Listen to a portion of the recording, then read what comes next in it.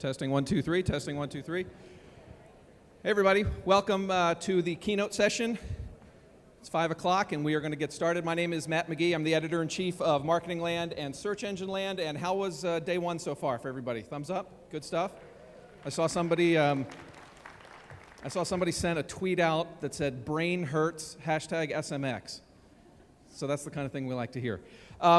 This is a real pleasure for me to be able to do a keynote interview. Danny and Chris usually get the honors of doing this, but since we have a gentleman that I have known for a couple years, prior to even knowing that he was in marketing and in sports, we have a connection via some music that we like to listen to. But it just worked out that he was able to join us this year and do a keynote conversation. So please join me in welcoming Peter Stringer. He is the Senior Director of Digital for the Boston Celtics. Please welcome Peter. Just grab a seat. Microphones are on. Thanks for having me. You're welcome. Peter, thank you for being here. My pleasure. Anytime I can get to Vegas, let me know.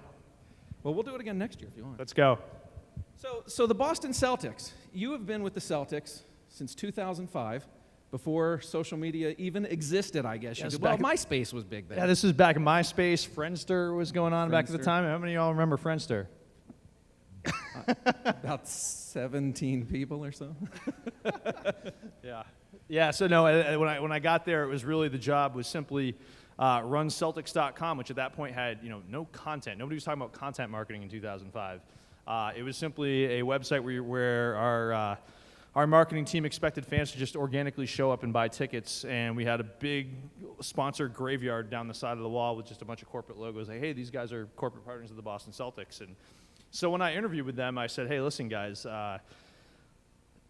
I'm right in your target demographic. I come to 4 to 5 games a year, sit way up in the nosebleeds, but grew up in New Hampshire with basketball hoop in the driveway, the whole thing. Grew up watching Larry Bird, Danny Ainge, all these guys as a kid, and I've never been to Celtics.com before. And I said in my interview, which I kind of felt was a little bit risky, but at the same time, it's like, why not just go for broke? And basically told them that everything was wrong with what they were doing in marketing. At that time, my background had been in, I went to journalism school at Boston University and had worked for New England Sports Network in the mid to late 90s as an intern, and then took over running their content website, which they were way ahead of the time in terms of being a local news outlet that was actually writing content on their website about the teams that they covered. So Nesson, or New England Sports Network, they own rights to the Bruins and Red Sox, but they were looking to kind of expand that. And so starting to cover college sports.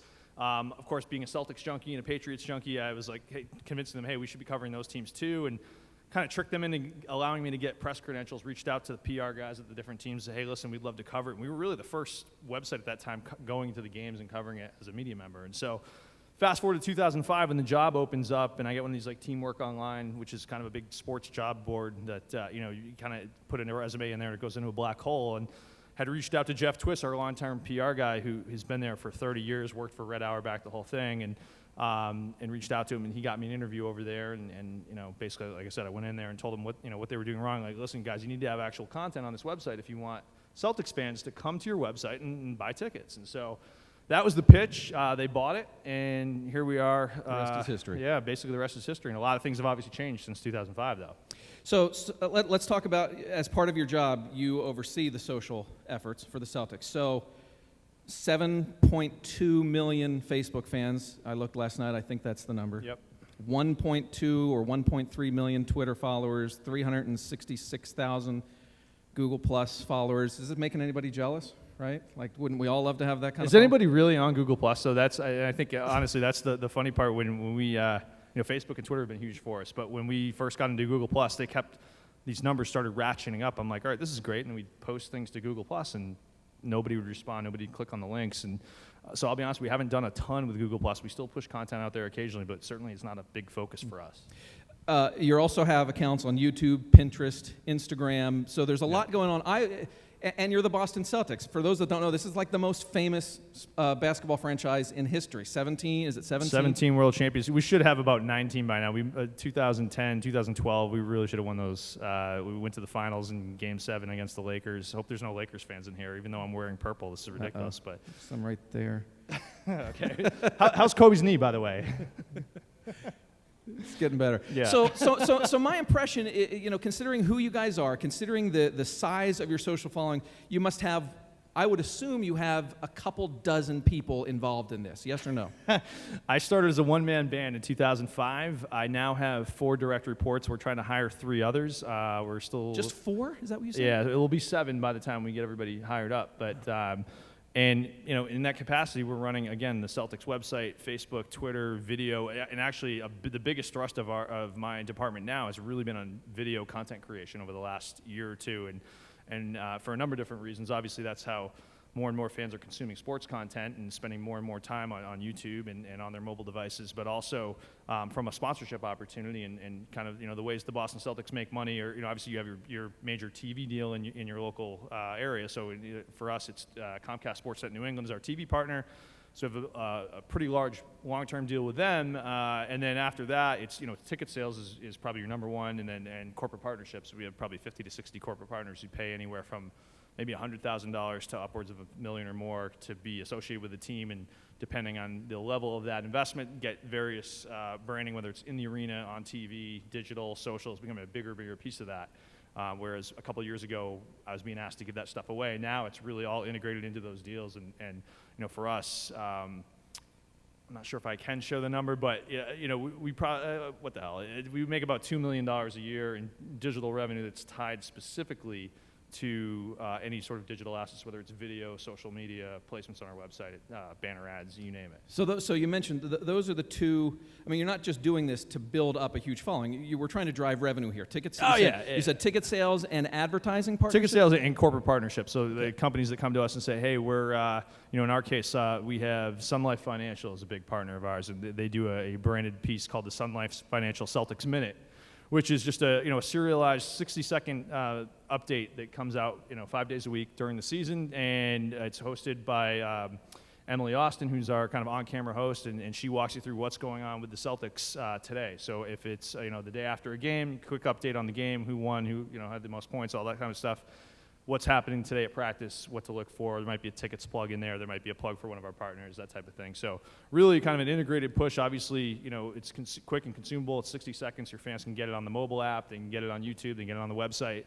And also kind of get updated with what's going on with us. And obviously our partner gets a lower third. They get a bug in the corner. They get a verbal drop from Emily as well. So really an integrated experience, and that's kind of proven to be one of our most reliable digital platforms that we're monetizing. Okay. So it sounds to me that, it sounds fantastic to have these huge followings. Yeah, it's kind of nice. Doesn't have a huge brand like that. Right. But if ticket sales, if you've got, you have fans all over the world. You have fans in Europe, you have fans in Asia, et cetera, et cetera. So, if you have 7 million Facebook fans and 1 million plus Twitter followers, there's a very tiny percentage of your audience that's ever going to convert. Oh, yeah, absolutely. You see those numbers where people are like, what's the value of a Facebook fan? And, you see anywhere from, $35 to $140. I wish it was $140 because I'd be needing a raise if we've got 7.2 million and they're all worth $140 a piece. So do the quick math, I don't know. But, honestly, for us, especially in the sports world, I think most teams are kind of similar situated here where, most of our fans, so if you go to the fans who come to Celtics.com, maybe 20-25% of those live in New England area. The rest of them are across the country, and then 40 to 50 are international. Same thing on social. It's actually even more less concentrated in New England. It's probably about 12% that's in the New England area, something around those lines, and the rest of it's national and international. And so, when we push if we're plugging tickets, we have to understand that it's a non sequitur to most of that audience. That they don't live anywhere near the TD Bank North Garden. They're never going to come in there in their lives. We've got 1 million fans in the Philippines on social alone.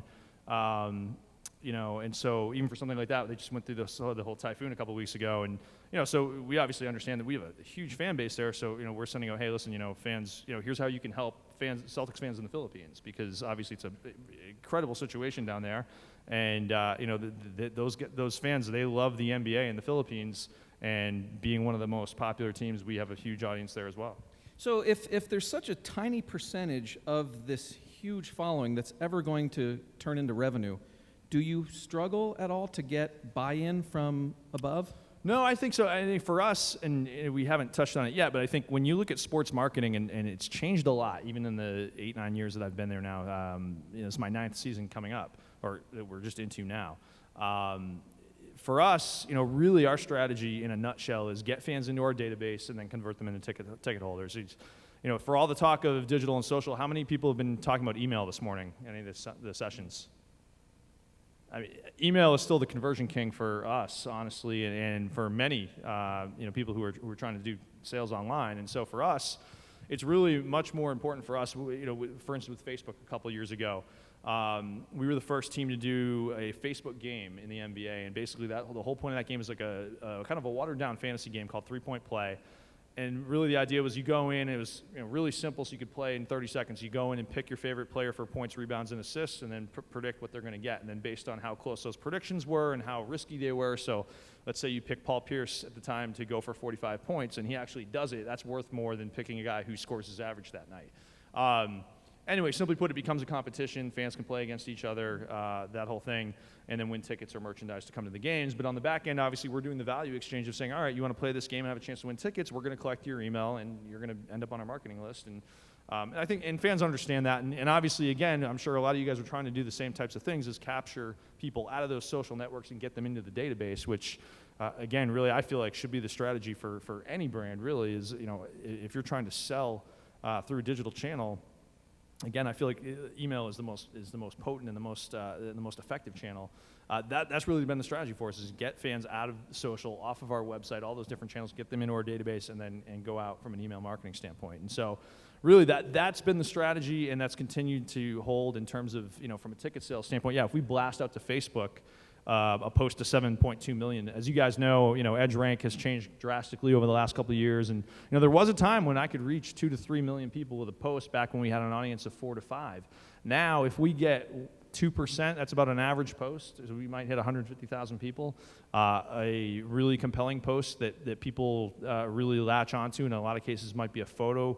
I'm trying to think, the most recent photo that really exploded for us on Facebook was going into training camp last year, and Paul Pierce had posted a picture from the team bus in Italy, and that thing, I think, it ended up reaching 2.5 million people, which is the biggest thing we had done in a long time, just because of the way Facebook had changed the rules, and the penetration was no longer what it used to be. So yeah, we understand that you're not going to have huge conversion on a Facebook post, and you might only sell 30 tickets on a Facebook post that presumably goes to 7.2 million people. And I want to talk some specifics on Facebook and Twitter and Google Plus in a little bit as we get through the questions. All these social networks that the Celtics are on, is there one that is most important? Yeah, that's a great question. Do you look at it that way? Yeah, I mean, they're all a little bit different. I mean, I think for us, in terms of sports fans, I think, gravitate toward Twitter, and just obviously the nature of live sporting events and people watching at home, and kind of their easiest engagement method is going to be Twitter. We use it extensively for instance, on a game night, when we go over to the Garden, Coach Brad Stevens will address the media about 5:45 for a 7:30 game. We'll tweet out quotes directly as he's saying them, obviously, and so are all the reporters who cover the team, the difference being that a reporter from the Boston Globe might have 15,000 followers, and we've got 1.2 million, and so we're reaching fans, instantly at the same time the media is getting that information. And so really we've kind of democratized, if you will, and really the opportunity has kind of shifted, where it used to be, obviously, we would rely on the Boston Globe or the Boston Herald to kind of report what's going on with our team on a daily basis. And it's funny, even actually now that I think back to when I first got there and went to the team and said, hey, we need to be doing regular content, I started updating our website right after practice. I would go to practice, having the journalism background, would go interview the coach, all that kind of stuff, and it started pissing off the newspaper guys who used to actually go home, cook up a pot of coffee, sit back, write their notes down, and they had a 11 p.m. deadline that night, and nothing would go out about what happened to that practice that day. Well, now, obviously, that starts changing 06, 07, whenever, when I started getting aggressive about it, and they were not happy. They're complaining to our PR guys, and obviously now it's just a different world. That's the table stakes at this point. That's what they have to do, and so it's changed a lot. But for us, it's put a lot more power in our hands because we have a much larger platform to reach people than they ever will, really. One of the things that I know a lot of businesses, whether they're big or small, struggle with is knowing where your audience is and what social networks should they be on, and all that sort of stuff. What do you guys, when new social networks come along, what do you look at? Like Snapchat is, quote, all the rage now, Right. apparently, and with a young audience that, is in your target demographic, right? Sure. Teens love basketball. My son is a huge basketball fan. So what do you guys look at when new social networks come along? Well, I think something like Snapchat, something like that, I think we kind of have to wait for it to evolve a little bit more. And again, I got to be honest, I'm not a Snapchat guy, so I know enough about it to be dangerous. But from the standpoint of, how would we convert a ticket sale on Snapchat? How would we measure an audience on Snapchat?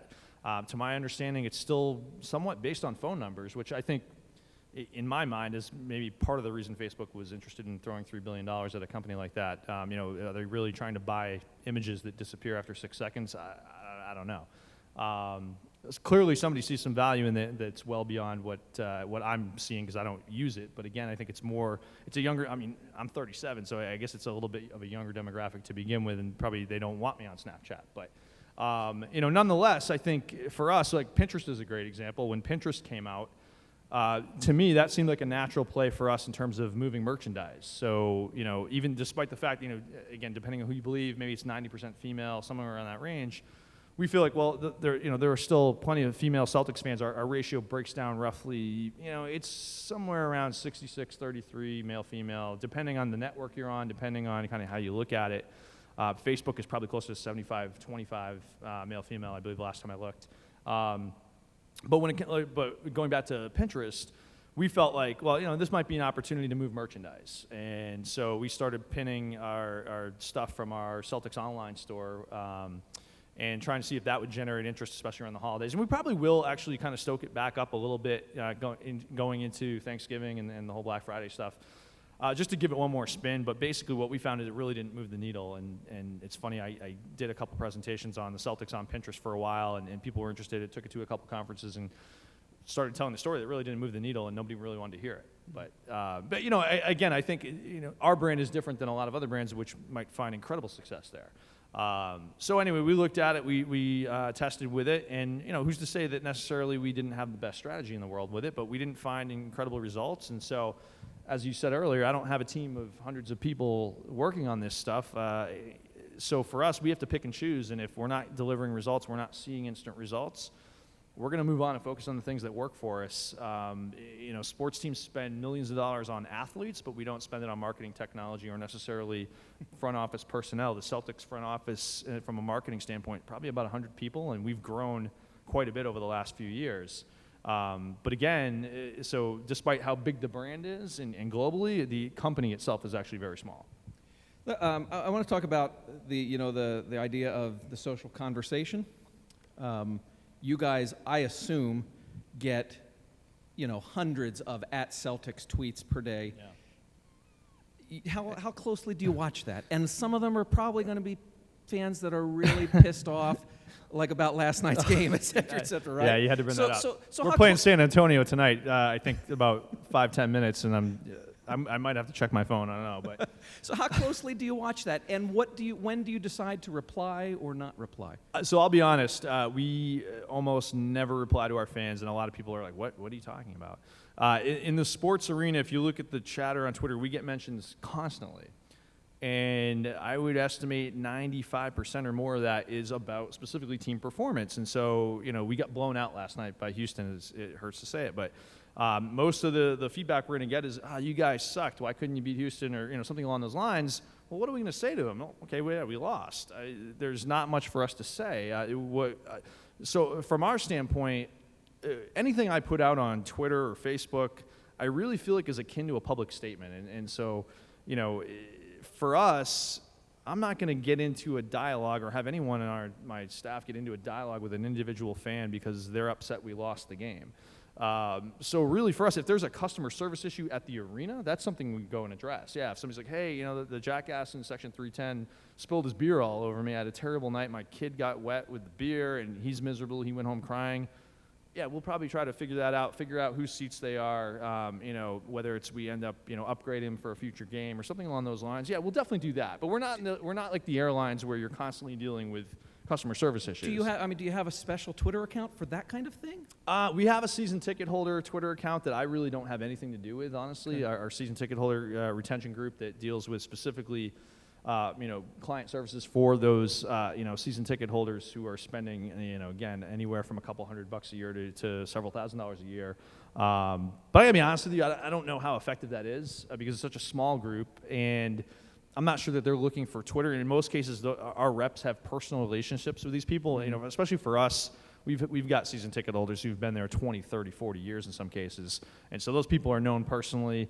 If they have an issue, they're going to call up their rep. They're not going to hit somebody on Twitter. A fan who's coming to the game for the first time would never even know about that handle. They might tweet at Celtics, and when we see that type of stuff, we certainly look to respond. But I think, again, I would say it's not like the airlines where the first instinct is to, I'm going to tweet at Celtics because I had a bad experience at the TD Garden the other night.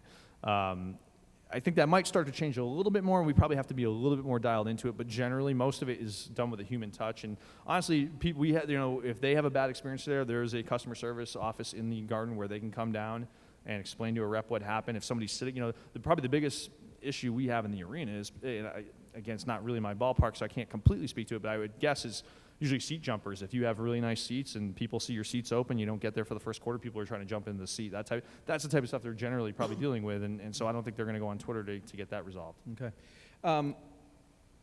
We mentioned earlier 17 NBA championships, like the most famous coach in NBA history in Red Auerbach, right? Some of the greatest players of all time.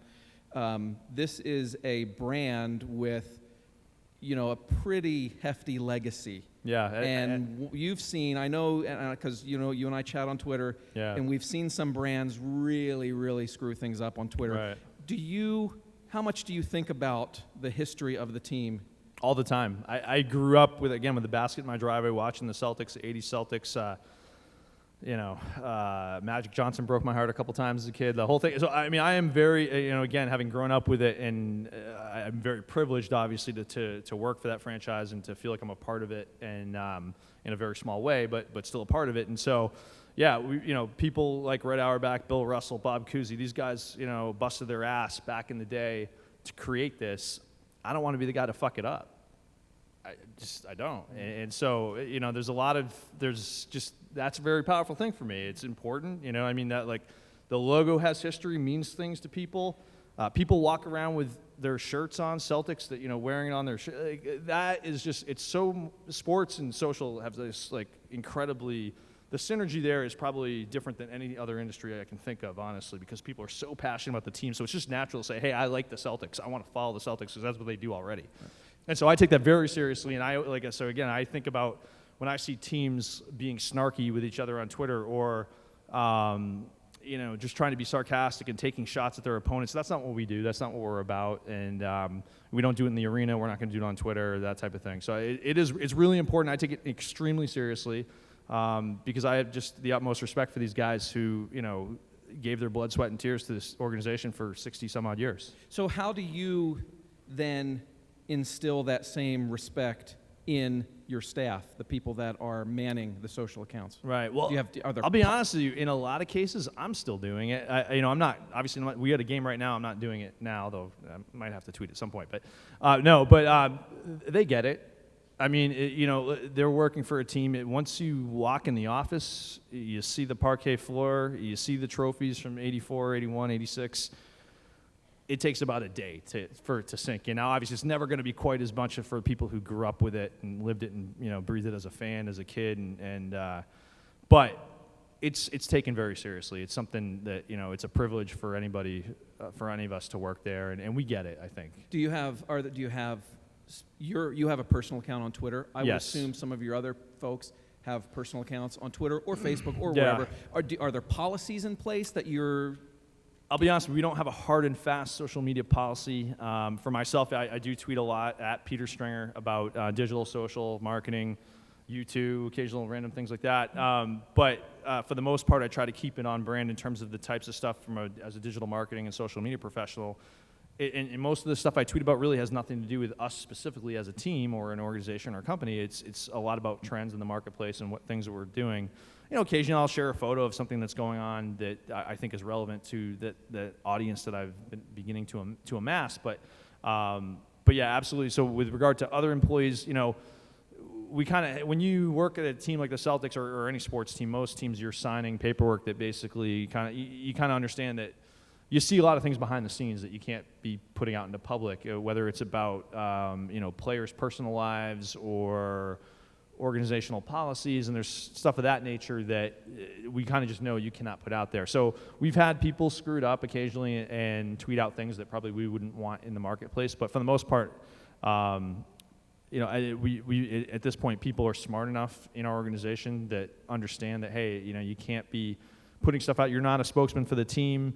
The head coach is, the general manager is, the players are allowed to speak for the team. But generally, I've been given a little bit of leeway and latitude on that just because the nature of what I do. And if I don't understand it, then we've got a problem. But so in general, I mean, but to that point, I even think about from my own Twitter account, I'm very careful about what I put out there because whether I like it or not, and whether our policy says it or not, if I tweet something out there,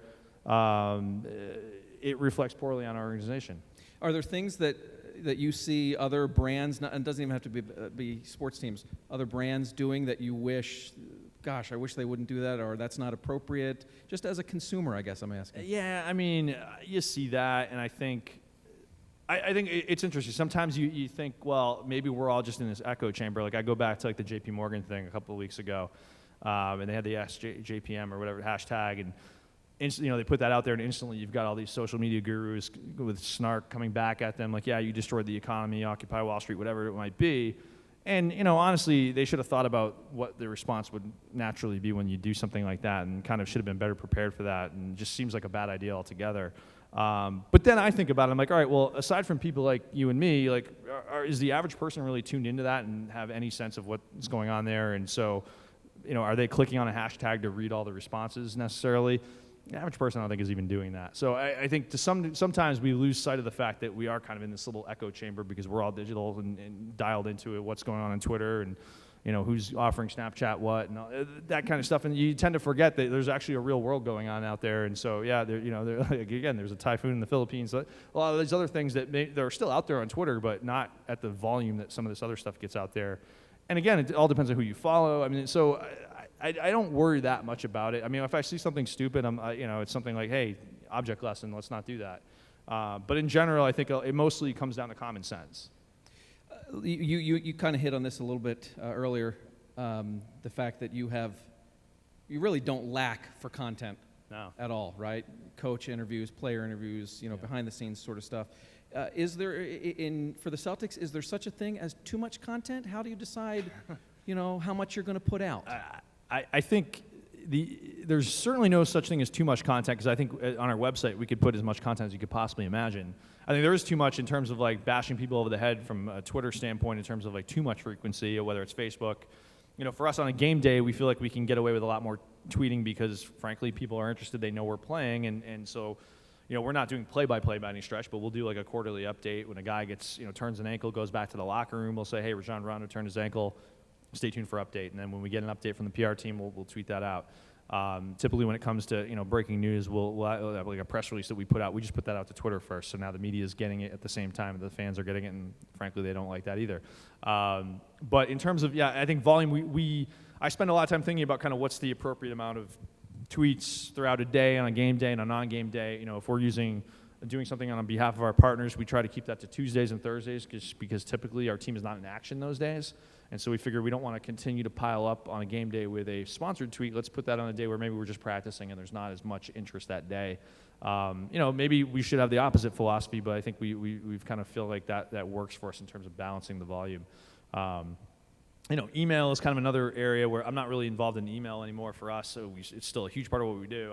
I'm not personally involved in that. My job is to get people out of those platforms into the database and then hand them off to the smart people who do all the segmenting and all that kind of stuff. But you definitely have to think about, so it's less about the content specifically and more just kind of how many at-bats can you take on those different social networks and when you're trying to reach out. Because, again, it's interruption marketing, and which is what makes it so powerful for us, obviously, to be able to put the Celtics on people's brains when they're not necessarily even thinking about us. But at the same time, do you want to respect that and not just overwhelm people with constant repetition? So if we tweet something like a story out from the website at 10 o'clock, we might wait till 10:30 or 10:45 before we'll do another one. just that kind of stuff. But we try to be strategic about it. But sometimes, again, like if it's coach's pregame, we might tweet 4 or 5 quotes in a succession in 5 minutes. Do you customize the type of content you put out on different channels? Do you feel that your Twitter audience is different from your Facebook audience?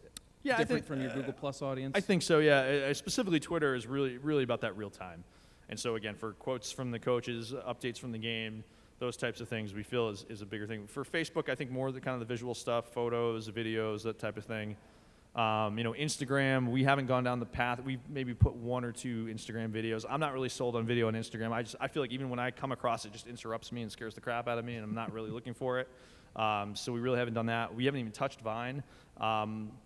There are very few stories, and I'm sure people will disagree with this. I just feel like there are very few stories that you can tell in 6 seconds without a lot of planning that goes into it and really storyboarding it out. And honestly, we just don't have time for some of that stuff. And I don't know what the benefit is really going to be. For us, if people want to watch video of us, it's going to be a locker room interview with a player, which is unlikely to be enclosed in 6 seconds. And so yeah, we certainly think about what the platform is, what's the audience, what are we trying to achieve, and there's definitely a lot of thought behind that and strategy behind that. We have about 30 minutes left, and if there's folks in the audience that have questions for Peter, we have a microphone stand right near the camera here. I still have a bunch of questions. We're going to keep chatting regardless, but if you have anything you want to ask Peter, just feel free to get in line, and we'll eventually get there to you and get your question asked. Let's get into some specifics on the different social networks. You mentioned the Facebook, the algorithm change. Yeah. 18 months or so ago, right. When all of a sudden Facebook posts were not being seen by nearly as many people. Right. What did that do to you guys? Again, it used to be maybe 10 to 20% of the audience. Now we're down to about 2 to 3%. Now, again, it's still a fairly good percentage. Not a fairly good percentage, but it's still a volume from a standpoint. You're talking about 150,000 people, 200,000 people. So that's still a pretty good audience, but clearly not what we used to be getting. And obviously, the motivation is simple. Facebook wants us to pay for it. And to this point, we have yet to pay for a Facebook post. And I don't know that the day will ever come that we will. I'm not really sure. Did I just answer your question? Sorry about that. I didn't mention that I have a premonition, so I can read all your questions. A lot of telepathy going on up here. Okay, so you have not paid for a Facebook post, but they're ridiculously expensive. That's what do they want? What do they try to? I forget what it was the last time I looked at it. And the price has come down, but it hasn't come down anywhere reasonable that we would actually consider it. I'm trying to. Honestly, I'm just going to embarrass myself if I try to quote off what the price was. My guess, and I don't know this for a fact, but I would think that depending on the size of your audience, the prices are also different. So your mileage may vary on what they actually are trying to charge for a price. I could be wrong on that, but I think it worked out at the time when I looked at it as to a tenth of a cent per person or something like that. But again, when you're talking about an audience of millions, really is it going to make a dent for us? It was hard to really tell. So. It worked out to promote this post starting at $10,000. $10,000, we don't spend $10,000 to put out a Facebook post. Anybody in the room spent $10,000 to promote a Facebook post? One over there. What was it? Can you repeat that? I don't know if everybody could hear that. I couldn't hear.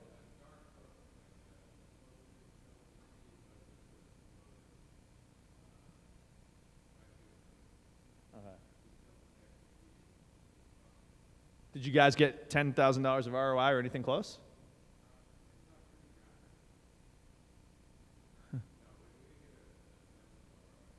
Okay. Yeah, no. And so for us, from our standpoint, the ROI would be in a ticket sale. So the only thing we would probably ever promote would be if one of our partners said, hey, we want to reach a huge percentage of your audience and we're willing to pay for it, then fine, and we'd probably tack on a premium, honestly. But if, the same thing, they could just go out and reach Celtics fans the same way. And that's kind of the other interesting side of it, too, is really what Facebook has is pretty amazing because they don't need us to reach Celtics fans. They can do it any way they want, and they can sell to anybody who wants to reach our fans. Doesn't have to come to us to do it, which I shouldn't be saying out in the room. I'm sure everybody kind of knows that. But, so to some extent, it really, for us, it's not valuable. And I think until the price gets much more reasonable, Facebook kind of realizes it's just, and again, obviously, whatever, I'm not going to question Zuckerberg. He obviously seems to know what he's doing. They're making quite a bit of money. And this, stock price is finally back up, although Didn't Mark Cuban threaten to take the Dallas Mavericks off Facebook? Did he ever do that? I don't think he I did. don't believe he did, and I certainly can't speak for Mark Cuban. I mean, it would be there was no reason to take them off Facebook. They're not gonna, they're not losing anything by being there. I think, listen, Cuban's a smart guy, and he kind of sees the world a little different than a lot of people do. And even in digital, I think sometimes, I would just say, I think it's everybody's different in how they look at it. Are the Celtics happy with your efforts and success on Facebook? Oh yeah, they're certainly happy with it. I think it's just changed a lot in terms of, for us, it's been about getting fans into our database, and we're in the process of kind of rebooting our three-point play game that helps us capture that. We've actually had to switch developers and shut it down. We're trying to integrate it into our mobile app and phone app and those types of things, and kind of extend its reach and help us gather more data in more places.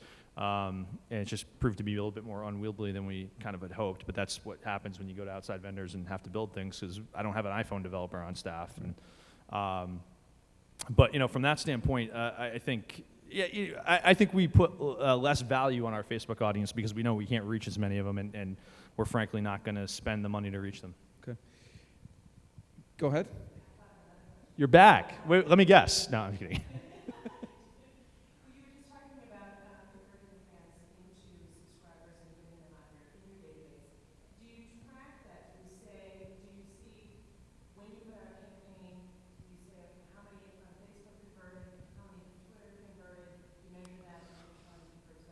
Yeah, to some degree. I mean, I think we certainly track all the conversions on emails. We know who opens the emails, and in some cases they'll get friendly calls. So if they're already a known customer, they'll get, hey, might be interested in Celtics tickets, and it's a little Big Brother-ish, but we don't really make it that transparent. But certainly, we definitely track all that stuff. I don't know how closely we're tracking after we've got them into the database. Oh, okay, this was a Twitter lead, and it converted X, Y, Z. I don't think we've gotten that deep into it, because at the end of the day, we're more focused on actually getting the sale and getting those things done.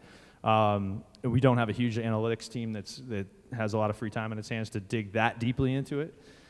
Maybe at bigger organizations, they probably are much more regimented and programmed about getting that deep, but we just don't have the manpower to get that deep. Go ahead.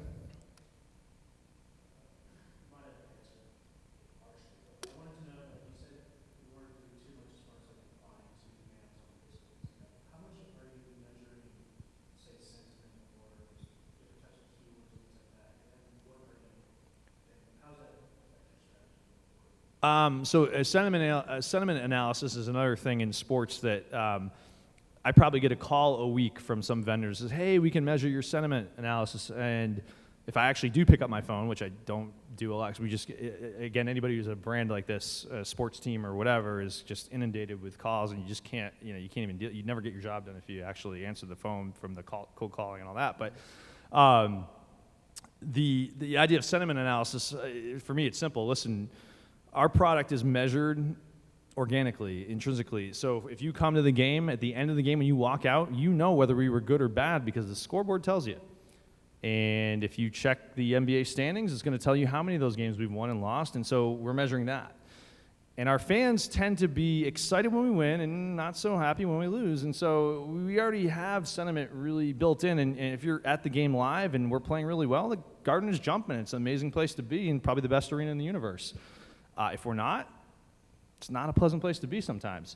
And so sports is already measured. And so from that standpoint, we don't really need a outside vendor to tell us what our fans think of us, because they constantly tell us.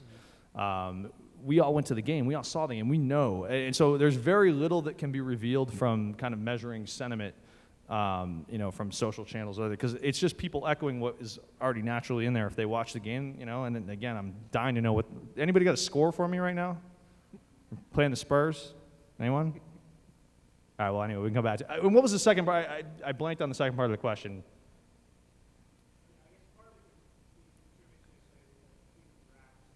Yeah. Like what, if people were talking about the draft, that type of thing? I think, again, it's more, we know the draft is in June, and fans are going to be talking about that. There's usually chatter around the draft involves the players who might be available in the draft, and we can't really comment on anybody at that point until we actually draft somebody. And so from that standpoint, it's not that valuable. Again, it's kind of similar. We know what the chatter is out there. People. I guess the other part of that would be the influencers thing. And so a lot of brands are interested in finding out, who are your top influencers? Well, I can tell you who they are. They're the guy from the Boston Globe, the guy from the Boston Herald, the guy from ESPN that covers us every single night. Those guys who have, 15 to 20,000 followers, and the national pundits who talk about the NBA on a daily basis. So we really can't do much to butter them up aside from, they come to the games and we have good relationships with them, and our public relations department works on, keeping our media members happy with the access they need to do their jobs and those types of things. So there are a few super fans out there, and then you get the fan blogs, and we know who those guys are because they've built audiences, and we try to keep them in good stead with us. And do you ever do anything special for? Yeah, we'll do ticket folks? offers for certain audiences, just and more, selfishly to understand. All right, what is Celtics blog is one of our biggest fan blogs. What is their audience worth? Do they buy tickets, or do they just sit in their mother's basement and talk about the Celtics? So we try to figure those types of things out. No, that was last night, right? We're playing the San Antonio Spurs right now, I believe.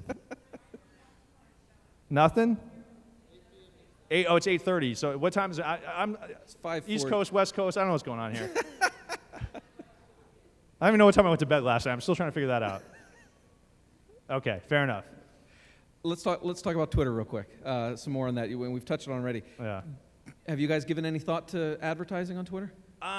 We have, again, I think it's about converting on the phone, and I think people are just not quite there yet in terms of buying tickets on the phone, for instance. And so Ticketmaster continues to make great strides in that area in terms of how we're going to integrate ticket sales into our mobile app and on Twitter. But we certainly tweet ticket deals out, and people can go to the mobile Ticketmaster site rather and convert those purchases there. We haven't seen a ton of activity there yet, but we'll continue to push there. I think just because people aren't doing it yet doesn't mean they won't do it in the future, and we try to be as forward-looking as possible. And so when it comes to giving our fans content and engaging them on the mobile device, we try to be out there ahead of it. One of the things we've done this year is we've launched a new live pregame show that's on the mobile app and the Celtics website, and so it goes on before the actual pregame show goes on, and we're trying to build an audience there. I want to touch on that a little more. That's mobile-based? Is that?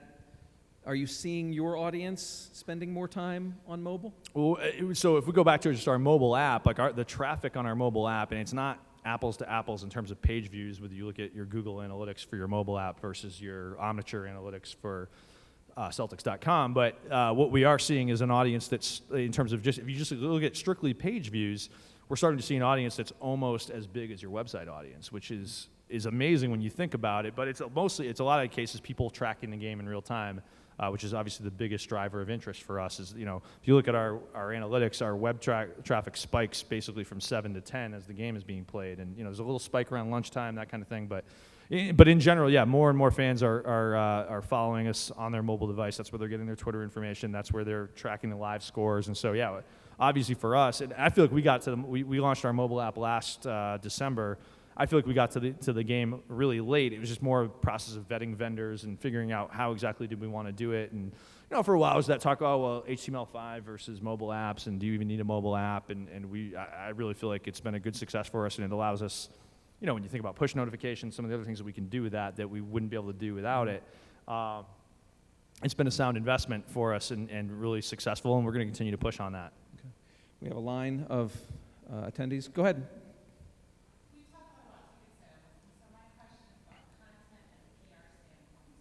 No. Yep.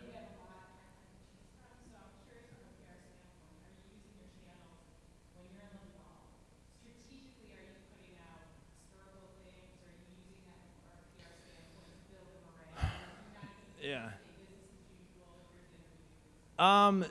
It's funny. So I've been there since 2005. When I came in, our team was a 24-win team out of 82 games. Isn't incredible.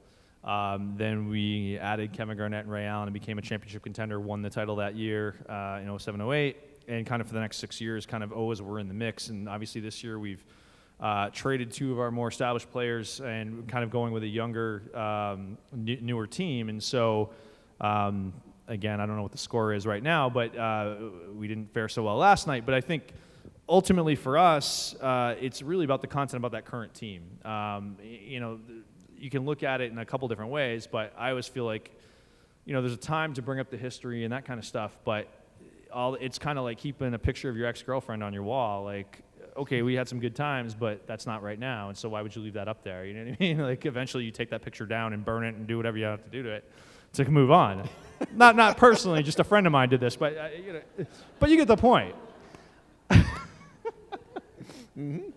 Or you can't listen to that song anymore, or whatever it might be. But yeah, right. So I think for us, it's you certainly there's some strategy around what your content's going to be, and for us, I'd say it's more in the off season where you have to be a lot more programmatic because the schedule becomes your editorial calendar during the year. You know who you're playing, for the next 82 games, and that's all kind of lined up. And then there's the NBA draft.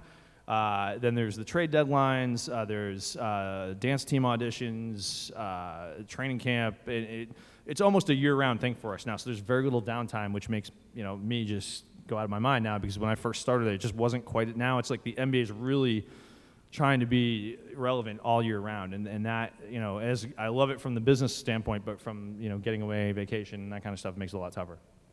All right, go ahead.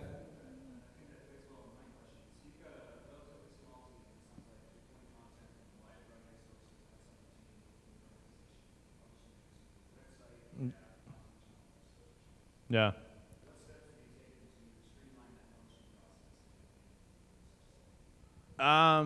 That's a good question. We've dove in on video production content. So I've got one video producer now. We're hiring a second one and kind of another third supporting staff to do that. We're in the process of beefing that up right now.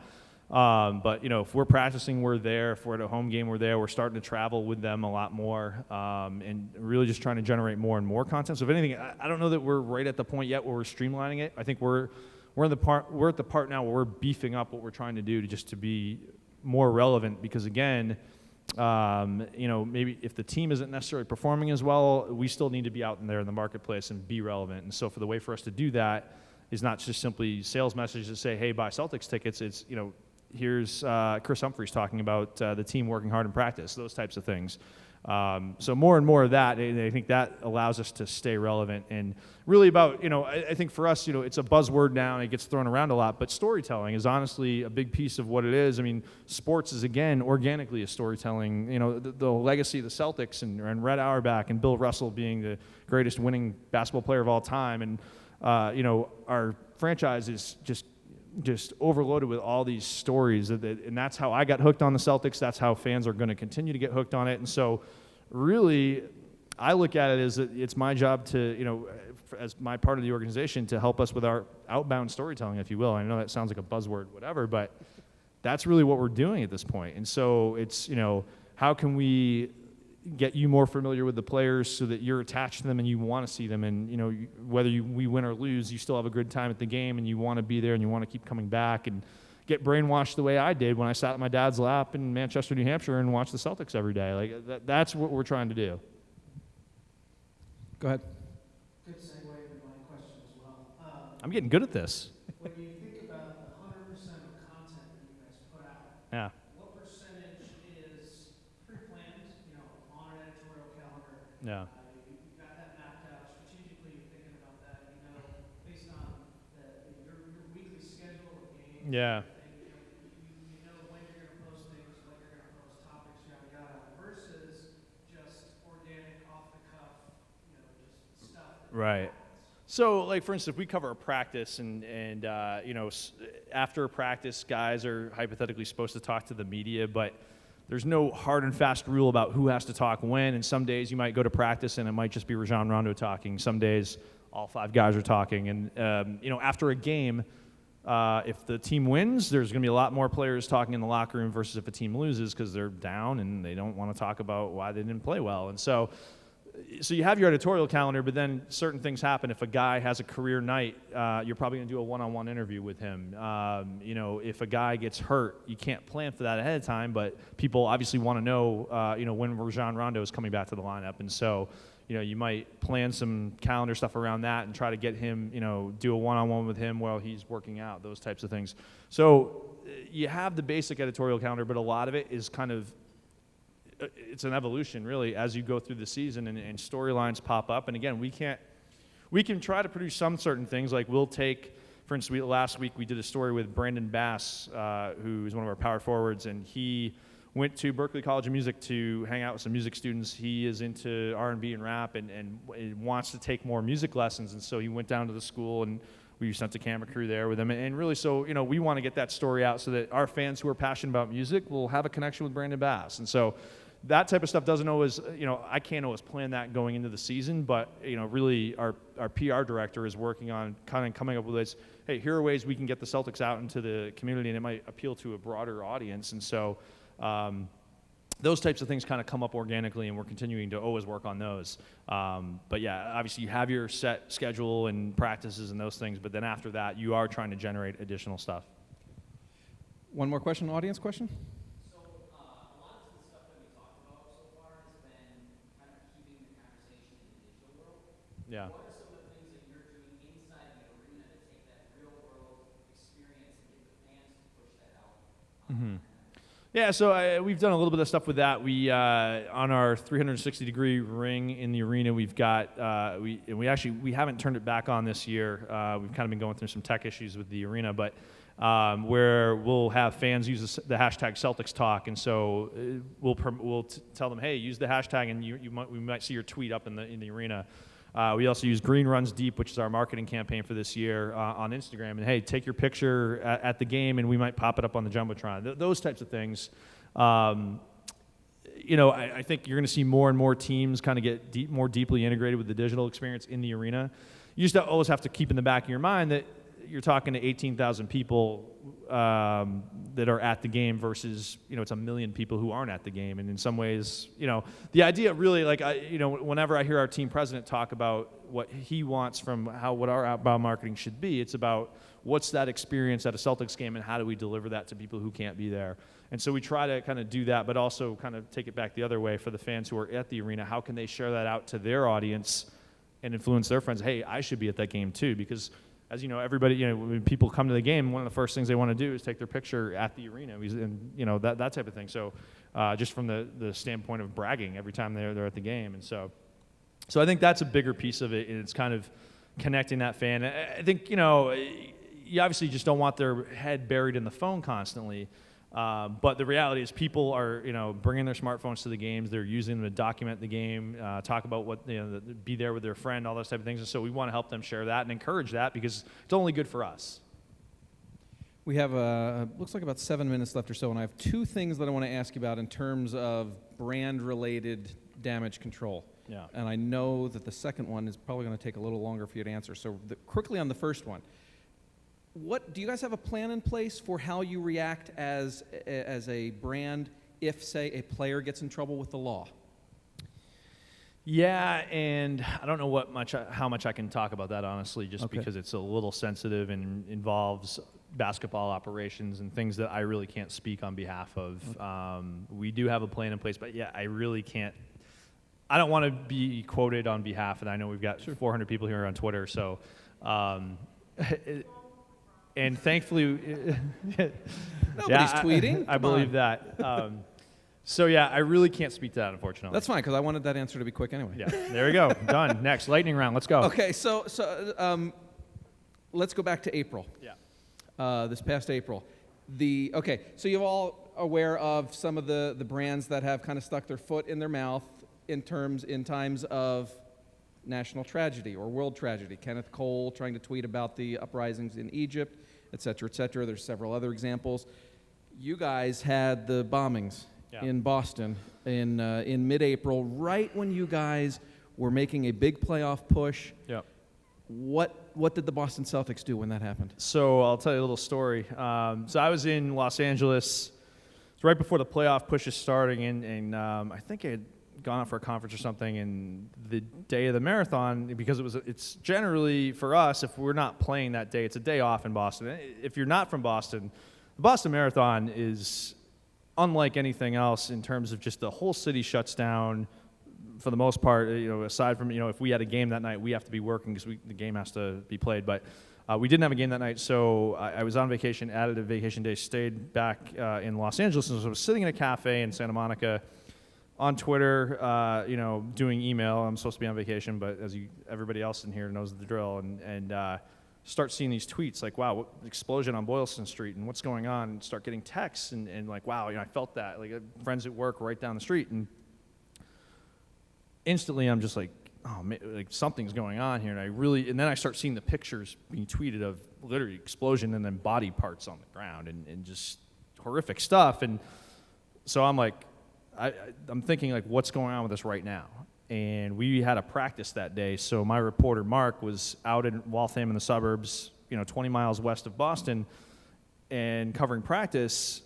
And so I literally shoot him a text. I'm like, don't tweet anything.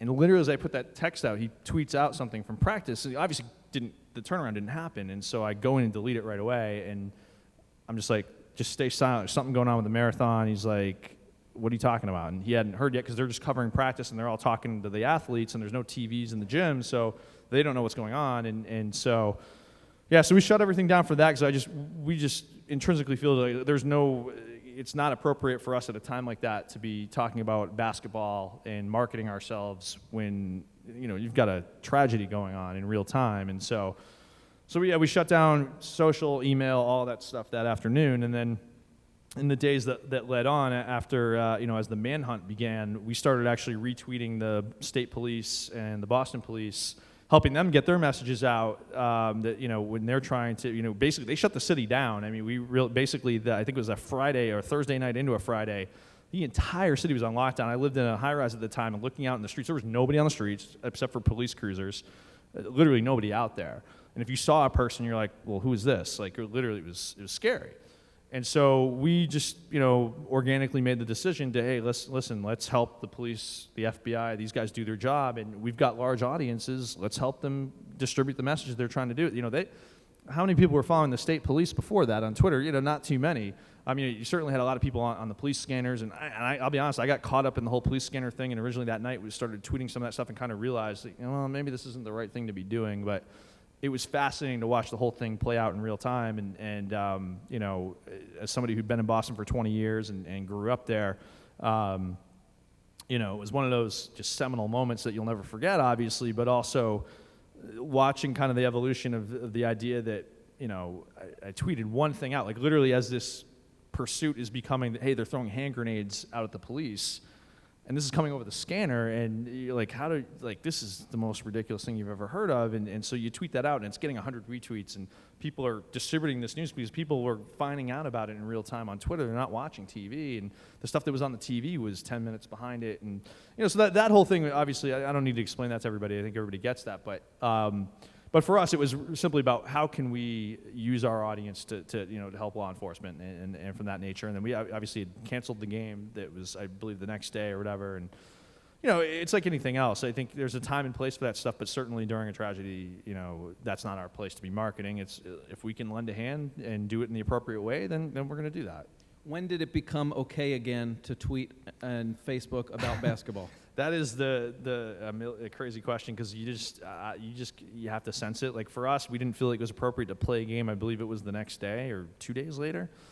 Out of respect for just the fact that you had three deaths and I don't know how many people dismembered and things of that nature. And so we canceled that ongoing game and then I think it just never got played. Actually, it was usually you'd reschedule those games, just never played it, and then the playoffs started right after that. So when do you go back into your marketing? I don't know if you can say just give everybody a night to sleep on it and go forward. You still have to operate.